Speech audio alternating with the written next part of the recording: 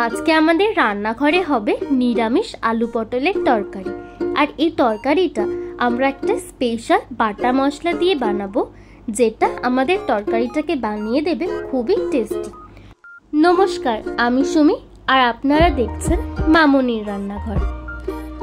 সবার প্রথমে আলুগুলোকে আমরা স্বাদ মতো নুন দিয়ে সেদ্ধ করে নেব। আর সেদ্ধ করার সময় আমরা একটু চাপা দিয়ে সেদ্ধ করে নিচ্ছি, যাতে তাড়াতাড়ি আলুগুলো সেদ্ধ হয়ে যায়। আলুগুলো সেদ্ধ হয়ে গেছে, তাহলে চলুন এবার ওই স্পেশাল মশলাটা আমরা বানিয়ে নিই।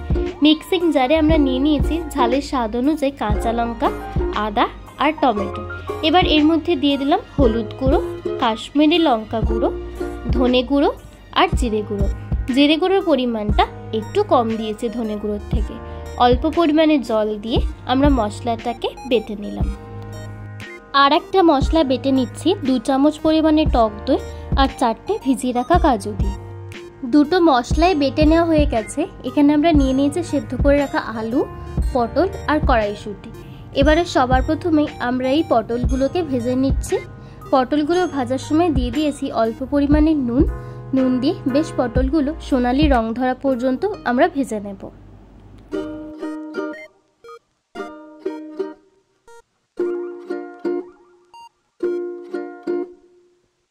পটলগুলো ভাজা হয়ে গেছে, পটলগুলো তুলে নিলাম। তুলে নিয়ে এবার ওই তেলেই আমরা ভেজে নেব আলুগুলোকে। আচ্ছা, আপনারা কি খেয়াল করেছেন যে পটলটা ভাজার জন্য আমাদের তেলটা কিন্তু খুব অল্প হলেও কালো হয়ে গেছে? তাই এই তেলটা দেখানোর জন্যই আমরা পটলটা আগে ভেজেছি। তাই পটলের রান্নায় সব সবজি আগে ভেজে নিয়ে পটলটাকে শেষে ভাজতে হবে। এবারে ওই তেলে আমরা আলুগুলোকে ভেজে নিলাম।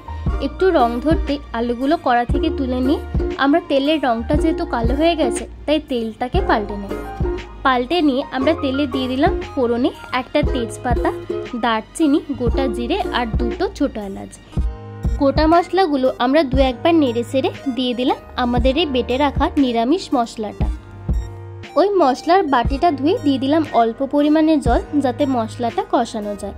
এই যে নিরামিষ মশলাটা আমরা ব্যবহার করছি, এই মশলাটা আপনারা চাইলে যে কোনো নিরামিষ রান্নাতে ব্যবহার করতে পারেন। যে কোনো নিরামিষ রান্নার স্বাদ এই মশলাটা বাড়িয়ে দেবে। এই পর্যায়ে অ্যাড করে নিলাম এই আমাদের বেটে রাখা কাজু আর টক দইটা।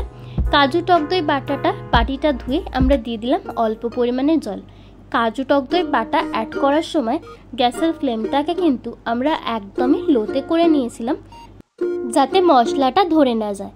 এই পর্যায়ে এই কড়াইশুঁটিগুলো দিয়ে মশলার সাথে আমরা বেশ কিছুক্ষণ কষিয়ে নিয়ে অ্যাড করে নিলাম ভেজে রাখা আলুগুলো। আর আজকের এই আলু পটলের তরকারিতে কড়াইশুঁটিটা আমরা ফ্রোজেন ব্যবহার করছি। বেশ কিছুক্ষণ মশলার সাথে আলুটাকে কষিয়ে নিয়ে দিয়ে দিলাম ঈষৎ উষ্ণ গরম জল। এই জলটা দিয়ে আমরা আলুটাকে একটু সেদ্ধ হওয়ার জন্য চাপা দিয়ে রেখে দিয়েছিলাম। একটা ফুট ধরতে ভেজে রাখা পটলগুলো অ্যাড করে নেড়ে চেড়ে কয়েকবার আমরা চাপা দিয়ে আরও একবার রান্না করে নেব। এখানে আমরা আলুটা অলরেডি সেদ্ধ করে নিয়েছিলাম, তাই একটা ফুটের পরে ঢাকনাটা খুলে দিয়ে দিলাম স্বাদ মতো নুন আর চিনি। যেহেতু আলুটা সেদ্ধ করার সময় আমরা আগে নুন দিয়েছিলাম আর পটলটা ভাজার সময় তো নুন দেওয়া হয়েছিল, তাই নুনটাকে একটু সাবধানে দিতে হবে স্বাদ মতো। চাপা দিয়ে আমরা কিছুক্ষণের জন্য তরকারিটাকে ফুটিয়ে নিচ্ছি। বেশিক্ষণ ফোটাবো না, কারণ আলুটা আমরা অলরেডি সেদ্ধ করে নিয়েছি আর ভেজেও নিয়েছিলাম, আর পটলটাও ভাজা। এই পর্যায়ে দিয়ে দিলাম ফ্লেভারের জন্য ধনেপাতা কুচিটা দিলে আমাদের তরকারিতে একটা ফ্রেশ ফ্লেভার আসবে। ধনেপাতা কুচি দিয়ে একটু স্ট্যান্ডিং টাইমে রেখে দিলে আজকের আমাদের আলু পটলের তরকারি একদম রেডি। আমরা তরকারিটা একটু ঝোল নামাচ্ছি, আপনারা চাইলে এই পর্যায়ে আর একটু ফুটিয়েও নিতে পারেন। আজকের এই আলু পটলের তরকারিটা আপনাদের কেমন লাগলো সেটা কিন্তু অবশ্যই কমেন্টে জানাবেন। আর আপনারা পরবর্তী কোন ঘরোয়া রেসিপি দেখতে চান সেটাও কিন্তু আমাদের কমেন্ট বক্সে জানাতে ভুলবেন না। পরবর্তী রেসিপির আপডেটের জন্য আমাদের চ্যানেল মামনির রান্নাঘরকে সাবস্ক্রাইব করে রাখতে পারেন। দেখা হচ্ছে পরের ভিডিও।